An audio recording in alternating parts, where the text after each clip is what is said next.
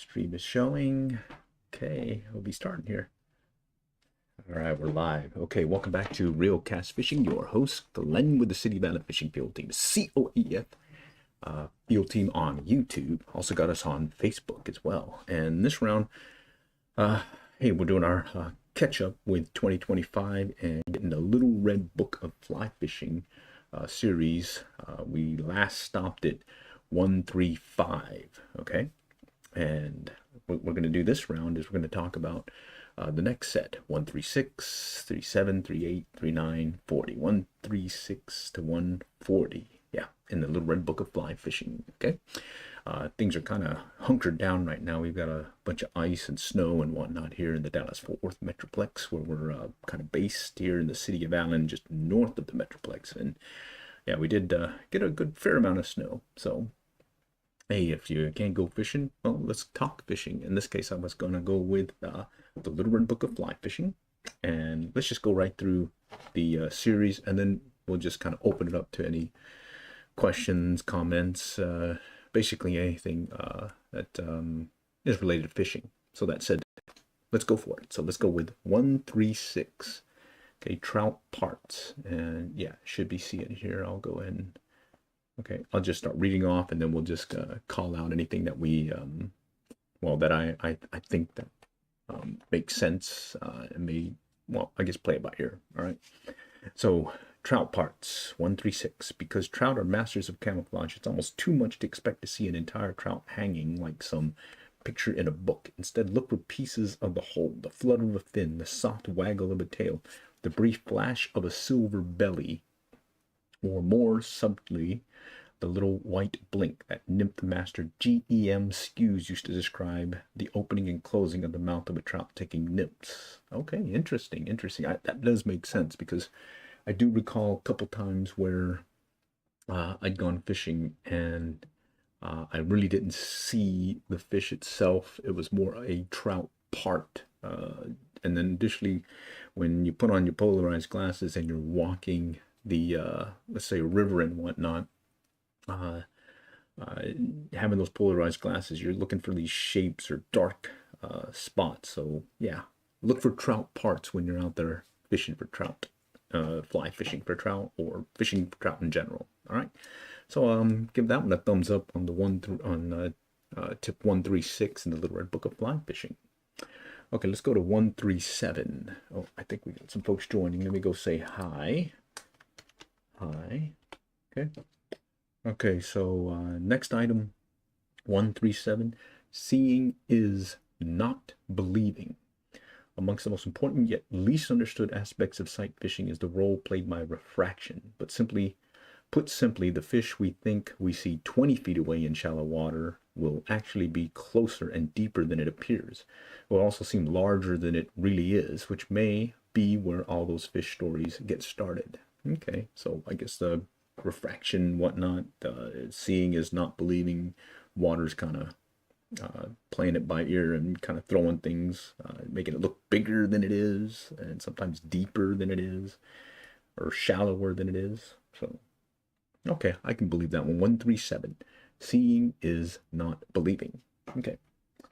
Let's see. Let's go just check a few things. I'm getting like an error in the stream right now, so let me see what this says. Error using da-da-da-da-da-da.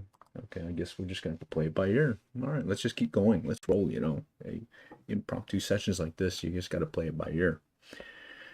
Okay, 138. Getting more from glasses. Pay close attention to the odd-looking angler standing at stream side, the one nodding his head from side to side, maybe even rotating his glasses with his hands. He knows a secret about getting the most from his polarized glasses for seeing beneath the surface. By rotating glasses slightly, they'll interface with another plane of light, opening up another window of vision into the water. Okay, yeah, I do recall on the river as well as ponds and whatnot fishing where I have my polarized glasses, and just by moving as well as rotating or doing a different angle, I could get a different or a better view of what's under the water and see what's lurking below. And well, that explains it. The rotating the glasses slightly, and that plane of light and that refraction, or not refraction, but another window of vision in the water. Yeah, I'll give that one a thumbs up. I'll have to remember doing that again. I just did it on the fly while I was out there on the rivers and whatnot. So, hey, I guess that's one to keep in your back pocket. Okay, this is a short session. We're already at the fourth tip of the typical 5 that we do. So let's go for it. 139, fish furniture. From the perspective of comfort, think of rivers in much the same manner as your own living room. The baffle created by water striking a rock or abutment is like a soft pillow. The bolster of a midstream boulder is a comfortable, easy chair. An extended weir becomes a sectional sofa with resting spots at every turn. Think of a river in terms of comfort of many fish. Location problems will melt away. Okay, I can believe that one too. Go to the river and, where would you want to be comfortable and whatnot? So they're saying look for, let's see, a rock, bolster of a midstream boulder. So there's a boulder there and they're kind of just lurking in that area. Let's see, a baffle, I guess, where the water isn't flowing as much. Another piece where the trout will be lurking over there and just kind of give them an opportunity to just rest easy. So, hey, okay. It's like structure and bass fishermen looking at structure and whatnot. I think that's the same thing with this tip, 139. And for you guys who just joined, this is the Little Red Book of Fly Fishing series, hosted by the Real Cast Fishing podcasts. I'm Glenn with the City Valley Fishing Field Team, COAF Field Team. We partner with that podcast. This is one where we do an unedited version on video, and then we'll transfer it over to audio and post it on our podcast. All right, Real Cast Fishing podcast, or .net. Okay. Last one in this series, 140, Fishing Lies. Not fishing flies, but fishing lies. Let's read what this one says. All right, let's see what it tells us. It's an old joke. Rainbow trout lie in faster water. Oh, I get it now. Brown trout lie in slow water. And fishermen lie almost anywhere. Okay, that's a funny one. Mostly in fishing shops. But there's truth in this. In a river dominated by rainbows, expect to find them in swift open reaches with room to roam after insects. Biologists who use electro surveys or census taking swear they never find brown trout more than a couple feet from a rock. Okay, let me think about this one, okay? Let's read this one again. Okay, rainbow trout lie in fast water, brown trout lie in slow water. And then they're saying that when they find brown trout, they're not more than a couple feet from a rock. Huh, I didn't know that. I'm going to have to remember that. So when I'm fishing, particularly in the Lower Mountain Fork Beavers Bend State Park area over there in southeast Oklahoma, that do offer brown trout, never thought of that, where the brown trout wanted slower water versus the rainbow trout wanted the faster water. So that's a good one to keep in your back pocket. Let me know if that holds true for you guys out there as well. So, hey, good stuff. Okay, shoot, we're already at 140. That's tip number 5. So, hey, let's be a little crazy, and let's go on with the next tip then. So initially we're going to go with 136 to 140, 5 at a time, and then we kind of shift open to Q&A. But it looks like we got some folks kind of coming and going. So instead, I'm just going to go and hit up the next tip, and we'll just keep going and see where it takes us. All right, and definitely call out anything if you that comes of interest as we go through the Little Red Book of Fly Fishing. Okay, so next one, worth biting for. Tip 141. Armed with sharp teeth and a pugnacious attitude, brown trout tend to be territorial, willing to put up their fins to defend prized territory. Because of this, you can expect to find the best fish in prime lies, and if a brown is removed from that lie, expect to find that position quickly claimed by another good fish. Ooh, that's a good one to know, because there's been cases where I've caught a nice sized brown trout in one location, and unless other thing changes and I go back to that location, I'm surprised that there's always another fish there, a brown trout. So hey, that's a good one to keep in your back pocket, huh? Catch a big one in one spot, come back and get another one. All right. let's go to 142. Ooh, this is a longer one. So let me go and walk through this one and let's see where it takes us.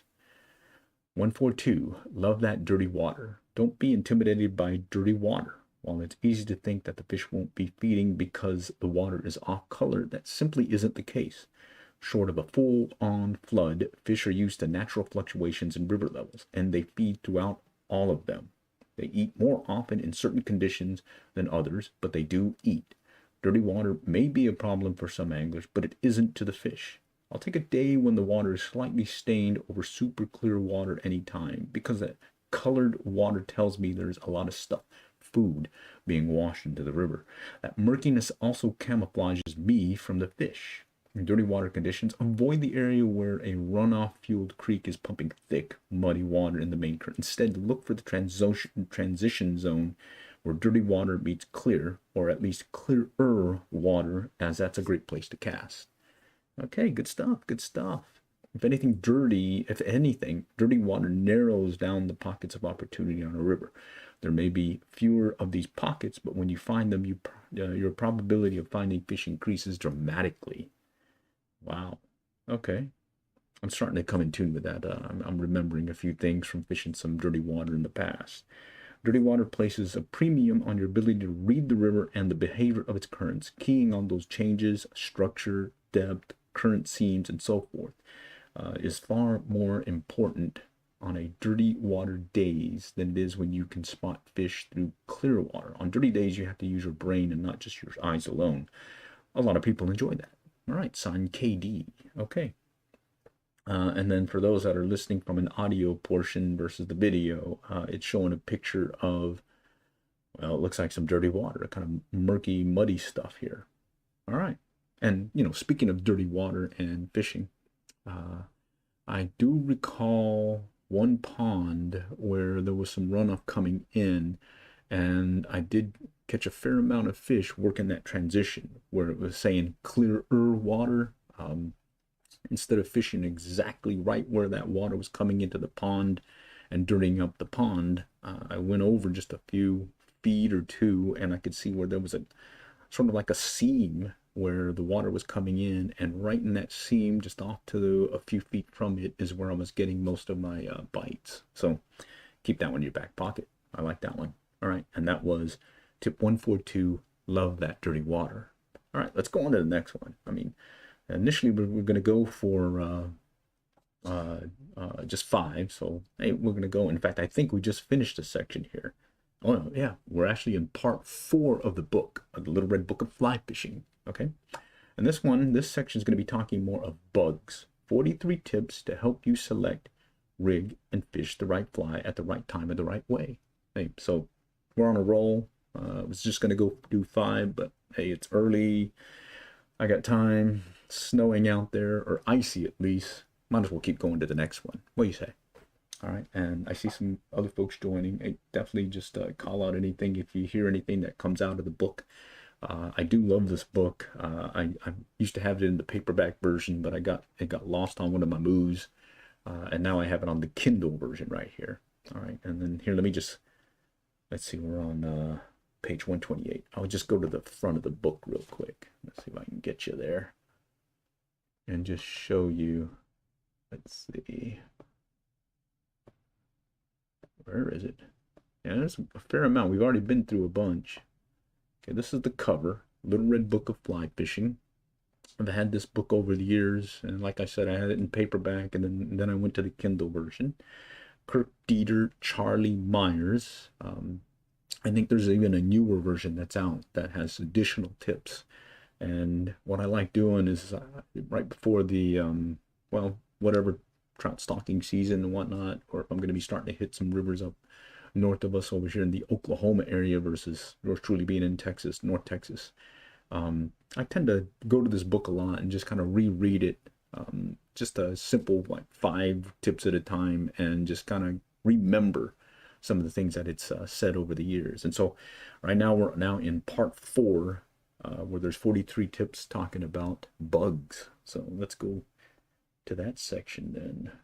All right, and then I'll just describe what we've gone. This is a series we've been doing off and on for a while now, and I restarted it just last year. So Part one, cast. The cast is what they were mainly talking about. 45 tips, so focusing on fly casting tips. Let's see. Part two, more on presentations, and it was 60 tips where you to place your fly for fish and whatnot. Part three that we just finished is reading water, and it was 37 tips about helping you find trout in a river and effectively cast to them.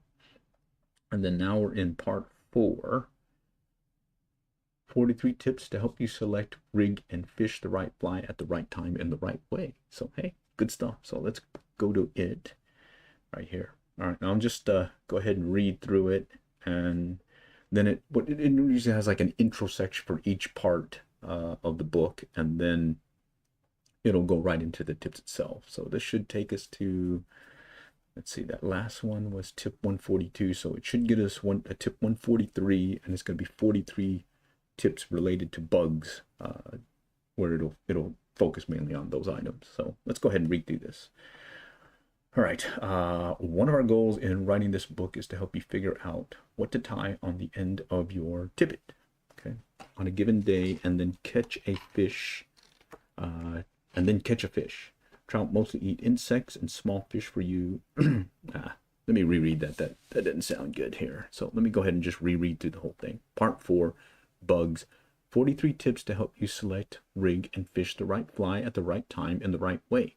One of our goals in writing this book is to help you figure out what to tie onto the end of your tippet on a given day, and then catch a fish. Trout mostly eat insects and small fish. For you to catch them, your offerings generally have to resemble the real things. To zero in on the right fly for the right situation, you need a basic understanding of the different insects and their stages.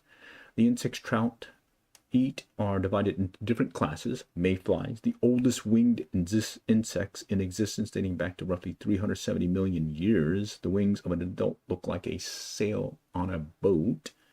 Wow, that's interesting. I didn't know that. Stoneflies, big, meaty staples in many rivers. Midges, usually tiny. And caddis, moth-like flies that inhabit many rivers nationwide. And terrestrials, landwalkers, as the name implies, like grasshoppers and ants. All right, good to know, good to know. And then for those that are listening on the audio portion, there's a picture of a gentleman who was going through an assortment of purple, orange, and pinkish flies. He's sitting, it looks like, on a bench or a log, and it looks like he's just kind of sorting through them. All right, and then we'll continue on to the intro of this section, and again, let's see where it takes us. All right, having fun. I mean, it's ice and snow out there right now, so we're kind of indoors at this point. Okay, to figure out what fly to fish, take 3 steps. Step 1 is to decide which classes of insect are the trout most likely keyed on. Late summer, clear day, probably a terrestrial. That makes sense. I can believe that. Spring day, cloudy, a good bet for mayflies or caddis. Okay, early June, high water, you'll know where the stoneflies are hatching. I'm gonna take my glasses off. Okay, early June, high water, you'll know where the stoneflies are hatching. Midges are year-round bugs, but staples in winter, especially in tailwater rivers below dams. Oh, wow, that is an interesting note. Midges, because I've had it happen before where that was all that was working for a particular stretch of water that I was fishing. Okay, all right, so again, step 1, decide what insects, or what class of insects they're eating, and it goes through those 4 different types. Okay, let's see, and those types were a terrestrial, a mayfly or caddis, a stonefly, and then midges. Okay, step 2 is to divide class by species. Which mayfly species, for example, is hatching now? This all depends on where you are and the water and weather conditions. These are generalities you can follow. Betas, for example, typically hatch in spring and fall. And then it calls out Hendricksons and Quill Gordons are classic spring bugs in the east, hence the name mayflies. Oh, I didn't know that. I didn't know that it was called mayflies. Okay. Let's see. Gray drakes and hexagenia are June bugs in Michigan. Green drakes are July, August, rainy day insects in Colorado, and so forth. This is getting complicated. You know, I'm in Texas. Yeah, I'm in Texas. Elk hair caddis, spider, foam grasshoppers in the summer, and then shift over to some streamers, woolly bugger, near deer, that type of thing. So maybe this one, well, they're getting technical. This is trout. This is mainly targeting trout per the Little Red Book of Fly Fishing. Okay. Caddis love springtime, hence the Mother's Day caddis hatch and the big stonefly hatch, like those on Rock Creek and the Big Hole in Montana, happen in June. And a simple hatch chart will give you a general idea of what catches were, where, and when, and for the most part, all they are good for are generalized guidelines. Okay, so use a hatch chart as a general guide, and then from there adjust as you work a particular stretch of water. Okay. Step 3 is division by insect stage. Insects live their life in stages. Once an insect hatches from its egg, it lives as a nymph in the river. The nymphal stage is the caterpillar to the butterfly for all intents and purposes. The vast majority of an insect's total lifespan is spent as a nymph. There are always nymphs in the river, every season, in all conditions. Moreover, when fish are feeding on dry flies, you can and should always assume they are eating nymphs as well. Okay. The merger is the insect transition from a nymphal form to an adulthood, ascending to the river surface to sprout its wings and fly away. The dun is a recently emerged adult. Oh, bear with me.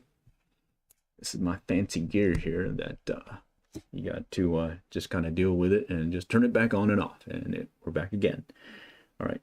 The dun is recently emerged adult, drying its wings on the surface before it can fly away. That's the most vulnerable insect stage. Trout love it. Anglers love it. Fishing the dun is classic dry fly fishing. The adults will fly around, mate, and do nothing else as they don't have mouths and are unable to eat. Oh, I didn't know that. Wow. And this takes only a day or two. The adult mate, the females lay their eggs, they die, and the whole cycle starts over. Take 3 steps. Pinpoint the type of insect, species of insect, and stage of insect, and you take the mystery and guesswork out of bug selection. Okay, cool. Good info here. I'm liking it. Okay. All right, well, let's be crazy. Let's keep going. I initially was going through tips 136 to 140, but hey, we might as well keep going. I've got the time, and these short sections are short, and we're actually in a new section of the book, part 4, the bugs section. So we're talking bugs this time, per the Little Red Book of Fly Fishing. Okay, 143, dance partners. It's become standard practice for many anglers to fish 2 flies at the same time. Double your flies and double your odds, right? Not always. It's important to match your fly pairs with solid rationale. For example, one of the more common approaches is to fish dry dropper, meaning you're fishing a dry fly on the surface and a nymph or a merger suspended about 18 inches below. You want the dry to be buoyant enough to float with the added weight of the fly below, and likewise you want the nymph to sink quickly. But let's take that a step further. Maybe you want your dry fly to imitate the adult form of the insect and the nymph to imitate the immature form of the same bug. Or perhaps you want your top fly to be an attractor while the real meal is the morsel below. Or maybe you want that top fly to serve as nothing more than an indicator so you can keep your eyes trained on the strike zone. It's all fair game, but think things through when you're matching one fly to the other. Okay, I like that. I've done that before. There was one particular stretch of water I was fishing where I was using a tandem rig, is what I call this, where the dry fly was really an attractor fly. In fact, it was this huge dry fly that I tied oversized with some visible fibers, white fibers and antron, and I dunked it in some dry fly floating to just make it really buoyant, and I was using it as the attractor as well as the strike indicator. But below is what I was actually using. It wasn't another version, or at least another stage of that particular pattern life cycle. Instead, it was a San Juan worm. In fact, it was a San Juan worm ball where I put 2, 3 chenille to kind of imitate a ball of worms in the water, and that was working for me on that particular stretch of water. Yeah. Other times, yeah, I've done it before where I'm just really using it as a strike indicator, and I didn't really care other than it was high vis. And then there have been a couple of cases where I've done the dry fly matching with the other version or other imitation of that particular insect in its life cycle. So hey, some solid info here. Okay, well, let's go to 144. It's a very simple, it looks like a couple of sentences, paragraph here. So let's get it. Fishing dirty. Dirty water should prompt you to do 2 things with your fly selection. Go bigger, go brighter. A little extra flash and a little more profile are usually all you need to turn the fish on. Wow. Solid. I mean, go bigger, go brighter. Okay. I can keep that in my back pocket next time. So hey, next time you're out on the river, dirty water and whatnot, go bigger, go brighter, and play it by ear from there. Okay, let's go to the next one. 145. Streamers. Okay, streamers. That's my forte. I fish a lot of streamers over the course of a fishing or trout stocking season. So let's see what the Little Red Book has to tell us on streamers. The key to streamer fishing is to throw your conventional dry fly and nymph thinking out the window. Okay, so you throw it out the window with dry fly and nymphs. And when fishing dries and nymphs, you want to minimize drag and motion. But streamer fishing, you want to max that out. Okay. Well, that makes sense. One's trying to simulate a natural versus the other one is trying to show some kind of bait fish, I guess. Let's see. Tim Romano is one of the best streamer fishers we know, and he makes a point of choosing fly patterns that oscillate and exaggerate motion underwater, such as a panicked baitfish would. Color selection is also a key consideration for Tim. Okay, as a rule, he chooses darker flies for darker, dirtier water and lighter flies for clearer water. Olives and browns are his go-to colors in more neutral situations. When retrieving streamers, Tim mixes up the length and speed of his strips in order to find a tempo the trout prefer. Once he finds the correct tempo, it can change from day to day. He sticks with it. Another rule of thumb is to slow the retrieve in colder and dirtier currents and speed it up in clear water, especially when the temperatures are in the 55 to 65 degree range that trout prefer. Oh, that's good to know.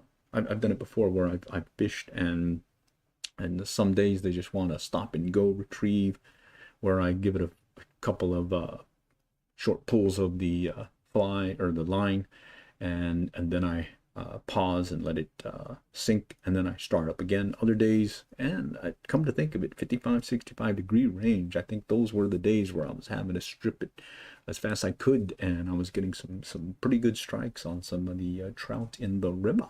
All right, let's go on to 146. Okay, and we're in part 4 of the Little Red Book of Fly Fishing, the bugs section. Okay, 146, muddling along. Given the difficult choice of choosing one fly to fish a trout river on a given day when there's no obvious hatch happening, I'd pick the muddler minnow.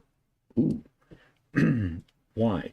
Because the muddler has multiple personalities, and it can be fished in different ways to cover a variety of situations. Its primary role is that of a streamer. Okay, pulled below the surface, it looks like a sculpin or another bait fish. I believe it. It does definitely look like a sculpin.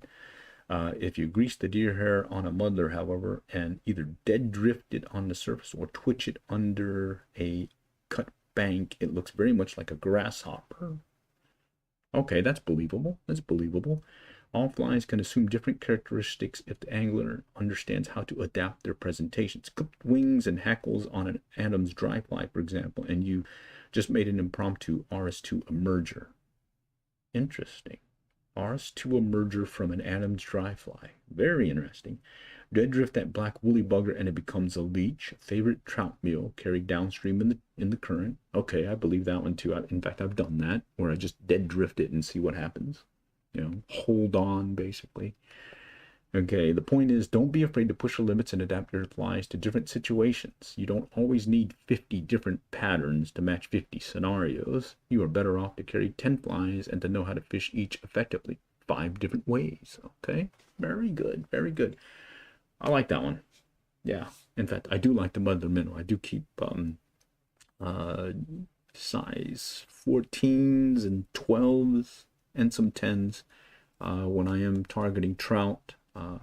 Later on in the warmer months, I'll shift up to more on the heavier side, 6s and 4s, mainly targeting bass, of course. Okay, yeah, bassalitos. Okay, let's go on to 147.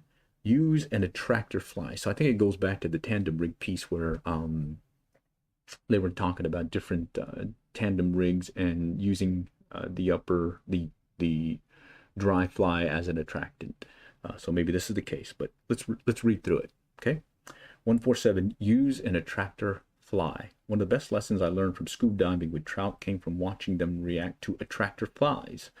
To set the scene, I had a buddy fishing a 2 dry fly rig. Ooh, two fly dry fly rig. Okay, the lead fly was a size 12 stimulator, big ugly bug that might look like a terrestrial or a stonefly, although its basic mission is, as the name implies, to simulate a rise. The second fly trailed 18 inches off the hook shank of the first, was a size 18 blue wing olive meant to match the natural Baetis flies that pop up on the surface now and again. As I watched the fish from below the surface time and time, I noticed them swim up to check out the larger fly, then catch a view of the smaller fly and go eat it. This lesson is that you are fishing 2 small dry flies. You won't draw their attention as consistently as you would using an attractor dry fly. The same applies to nymph fishing, particularly in a swift current or a tinted water. Your first should be a big ugly bug. Maybe a hot pink San Juan worm or size 14 flashback pheasant tail. Your trailer fly should be something smaller, perhaps a size 18 bar emerger. The fish are going to turn on the big bug that attracts their attention. Sometimes they'll eat it, but usually they'll pass on it in favor of the smaller fly, and they won't eat the smaller fly as consistently as if you don't have an attractor bug drawing them in the first place. The attractor fly really only works when you are prospecting and when there isn't a consistent hatch coming off. When you're fishing a prolific hatch, don't mess around with attractors. Go right to it, basically. All right, I believe it. In fact, I've done this in the past where I'm fishing tandem rigs and I'm using a attractor fly to get their attention. And then what I'm hoping is they're hitting the trailing fly. Okay. Other times I've used that attractor fly as well because it's bigger. It's also heavier. It gives me a chance to get the actual fly I want them to hit down to the depth that I want without adding any split shot and whatnot. I kind of just want to fish it without the split shot, the extra added weight and whatnot, personal reasons. Anyhow, it has worked, and there's been cases where most of my hits have been the trailing fly. Okay. All right. If 148, use a spotter fly. I'm going to hold here. I think we need to, I've got some other things I have to do, but I appreciate y'all joining. Do stay tuned. I'll rebroadcast this one as an audio podcast on our realcastfishing.net podcast. Till then, appreciate y'all joining. And until next time, we'll catch y'all later and good luck and good fishing.